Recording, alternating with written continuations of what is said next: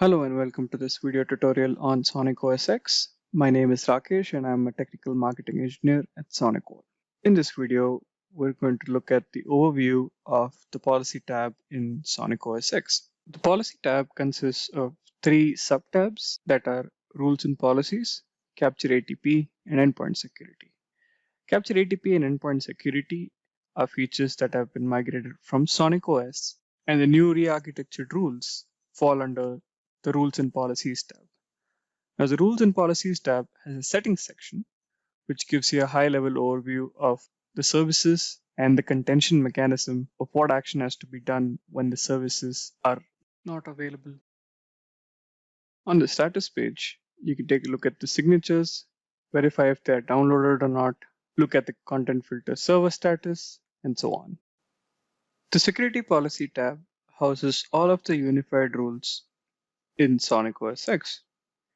Now, each policy tab has gotten page enhancements, and let's take a look at all of them. Let's start with the Search tab. All policy pages are equipped with the Search tab, which can come in very handy when searching for a singular rule from a myriad of rules in an enterprise deployment. You can also group rules. You can group rules based on sections, zones, create custom columns with tags. The group column is extremely customizable, and if you manage a multi-admin deployment, then you can have tags for individual admins and group rules created by each admin separately. We also have an active, inactive, and a use and unused section to filter out rules. Grid setting lets you add or remove columns. A quick example to make use of the grid setting would be if you want to look at the rule starting from the action, you can move the actual column to the top and look at all of your rules based on the action on the rule.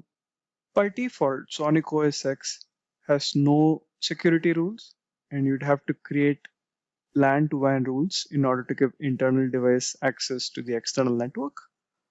And also, SonicOSX does not auto prioritize your rules. Make sure that you position your rules accordingly. Now let's take a quick look at the security rule. The rule itself is broken down into three different sections: match criteria, action, and an action profile.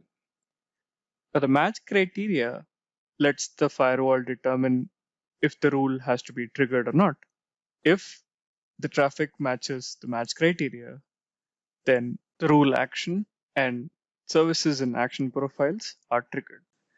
When creating a rule, you can also visualize and validate a rule as you're creating it.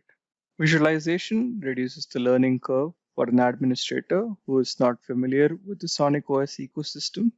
Validation is to make sure that the rule will work as intended. Now let's move on to decryption policy. Decryption policy has been re-architectured in SonicOSX, and now decryption policy can be applied based on certain match criteria and action. The action can be decrypt or bypass. In the upcoming videos, we will have separate configuration videos for decryption policy, security policy, DOS policy. Now let's move on to the Shadow tab. The Shadow tab lists all your rules, and if they are shadowed by, shadowing, or duplicates of other rules, it explicitly calls them out.